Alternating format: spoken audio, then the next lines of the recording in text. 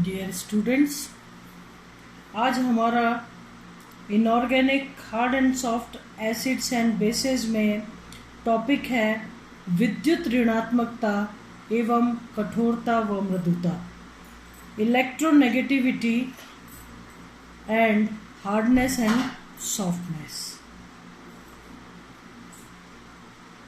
हम जानते हैं अम्ल व क्षार की कठोरता व मृदुता विद्युत ऋणात्मकता पर निर्भर करती है। जिनकी विद्युत ऋणात्मकता अधिक होती है, यानी विद्युत ऋणात्मकता अधिक होने का मतलब है इलेक्ट्रॉन अट्रैक्ट करने का पावर, जैसे लिथियम प्लस, सोडियम प्लस, ये तेजी के साथ इन आयनों के साथ अभिक्रिया करते हैं और स्थायी यौगिक बनाते हैं।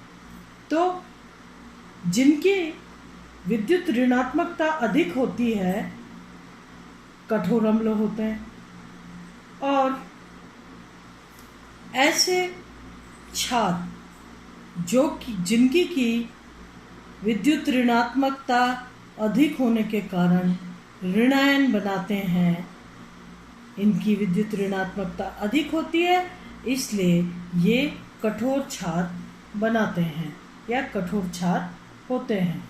कम ऋण विद्युती कॉपर प्लस,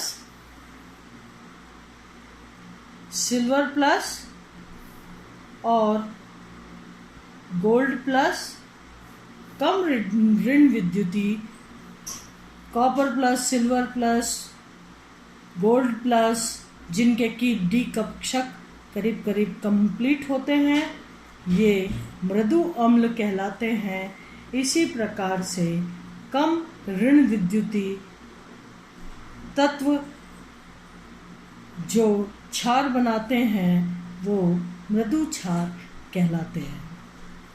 आपने पढ़ा था कि कार्बन से जुड़े 3 फ्लोराइड कठोर क्षार कार्बन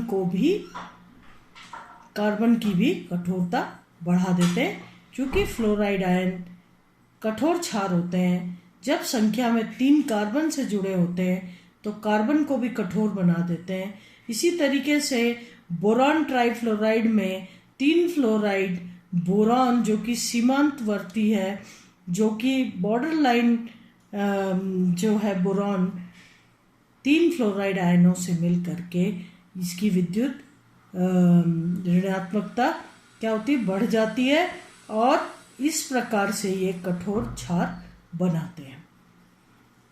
इसी तरीके से CH3 3 हाइड्राइड आयन कार्बन से जुड़ करके कार्बन को मृदु कर देते हैं और मृदु क्षार की भांति बिहेव करते हैं।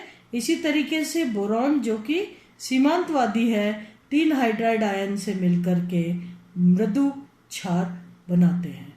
यानी फ्लोराइड आयनों के जुड़ने से कठोरता बढ़ जाती है और ये कठोर क्षार हो जाते हैं, जबकि हाइड्राइड आयन जो कि खुद मृदु होते हैं, उनके कार्बन पर और बोरॉन पर जुड़ने से इन ग्रुप्स की मृदुता बढ़ जाती है और ये मृदु क्षार हो जाते हैं। यही कारण है कि फ्लोराइड, क्लोराइड कठोर, ब्रोमाइड सीमांत व आयोडाइड मृदु क्षार हैं। विद्युत ऋणता एवं कठोरता के मध्य संबंध यह स्पष्ट करता है कि CF3 कठोर, CH3 मृदु, BF3 कठोर और BH3 मृदु क्यों है, इस बात का पता चलता है। अब इसके अलावा हम पढ़ रहे हैं पियर्सन पॉलिंग विरोधाभास, पियर्सन पॉलिंग पैराडॉक्स। ये आप लोगों के परीक्षा के पॉइंट ऑफ व्यू से भी इम्पॉर्टेंट है। पियर्सन ने HSAB सिद्धांत तथा पॉलिंग समीकरण के मध्य एक मूल विरोध स्थिति की ओर ध्यान दिलाया। पॉलिंग के अनुसार क्या है? पॉलिंग के अनुसार आयनिक अनुनाद ऊर्जा घटक परमाणु यानी इसमें कौन कौन से घटक परमाणु हो गए, एक सीजियम हो गया, एक आयोडीन हो गया। तो पॉलिंग के अनुसार आयनिक अनुनाद ऊर्जा घटक परमाणु की विद्युत ऋणता में अंतर के वर्ग के समानुपाती होती है। क्या मतलब हुआ, सीजियम और आयोडाइड ये इलेक्ट्रोपॉजिटिव है, बहुत ज़्यादा इलेक्ट्रोपॉजिटिव है, और आयोडाइड जो है ये इलेक्ट्रोनेगेटिव है, बहुत, हालांकि नेगेटिविटी कम है इसकी, लेकिन ये इलेक्ट्रोनेगेटिव है। तो पॉलिंग का कहना यह है कि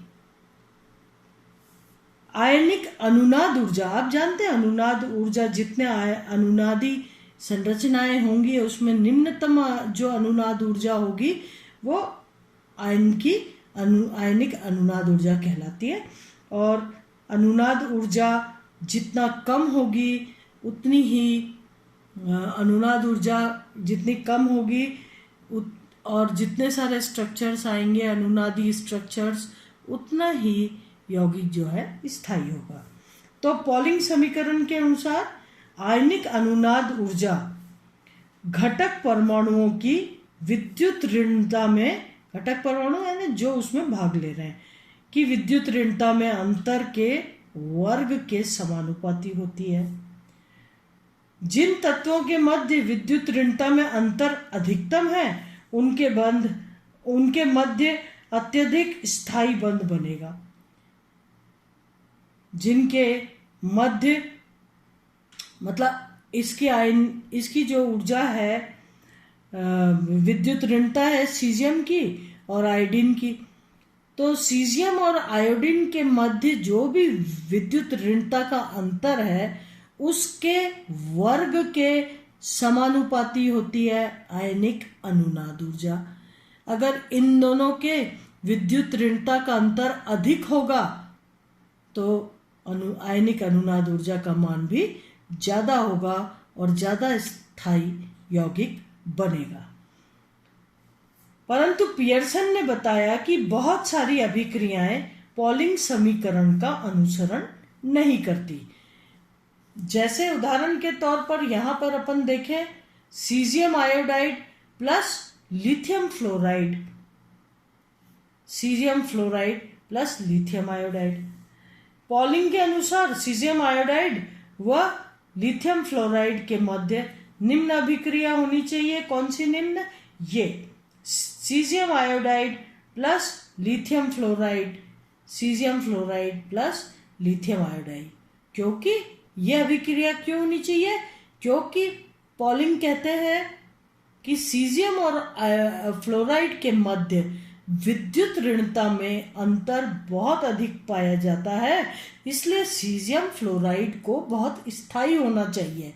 लेकिन सीजियम फ्लोराइड को स्थायी होना चाहिए क्योंकि आयनिक अनुनाद ऊर्जा घटक परमाणु जो दोनों भाग ले रहे हैं के मध्य विद्युत ऋणता के अंतर के वर्ग के समानुपाती होती है। इन दोनों के बीच में जो विद्युत ऋणता का अंतर होगा वो बहुत ज्यादा होगा, बजाय कि सीजियम आयोडाइड के। सीजियम विद्युत धनी है बहुत अधिक, फ्लोराइड विद्युत ऋणी है, तो इनके मध्य का अंतर अधिक होगा विद्युत ऋणता का। और अभिक्रिया को इस डायरेक्शन में यानी अग्र दिशा में चलना चाहिए, क्योंकि सीजियम फ्लोराइड एक स्थायी यौगिक है, तो अभिक्रिया की जो दिशा है वो अग्र दिशा होनी चाहिए। लेकिन क्या होता है कि ये जो अभिक्रिया है इसके विपरीत पाई गई। Caesium fluoride plus lithium iodide, caesium fluoride और लिथियम आयोडाइड हो तो सीजियम आयोडाइड बनता है, लिथियम फ्लोराइड बनता है। जबकि पॉलिंग के अनुसार सीजियम फ्लोराइड बनना चाहिए, क्योंकि यहां पर घटक परमाणुओं के मध्य विद्युत ऋणता का अंतर बहुत ज्यादा है। लेकिन अभिक्रिया में सीजियम फ्लोराइड नहीं बनके सीजियम आयोडाइड बनता है और लिथियम फ्लोराइड बनता है।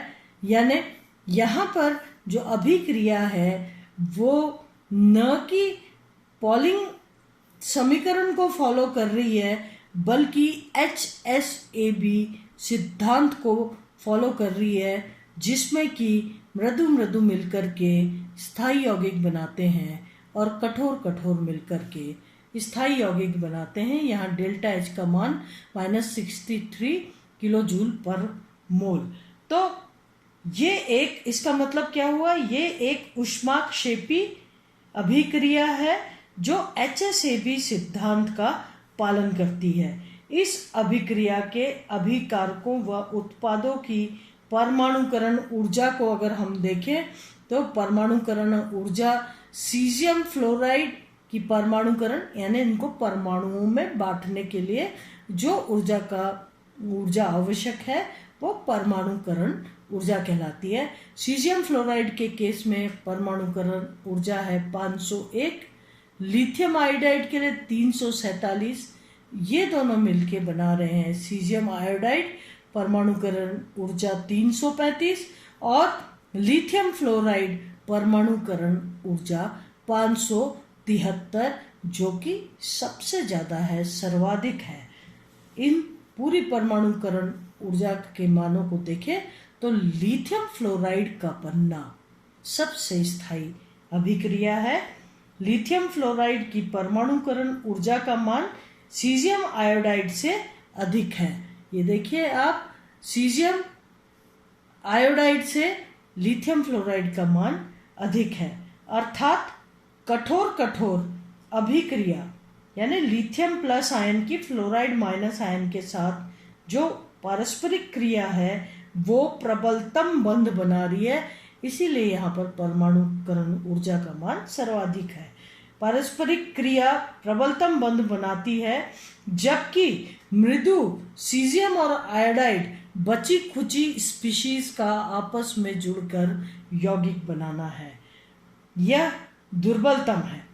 अतः इस अभिक्रिया में प्रेरक बल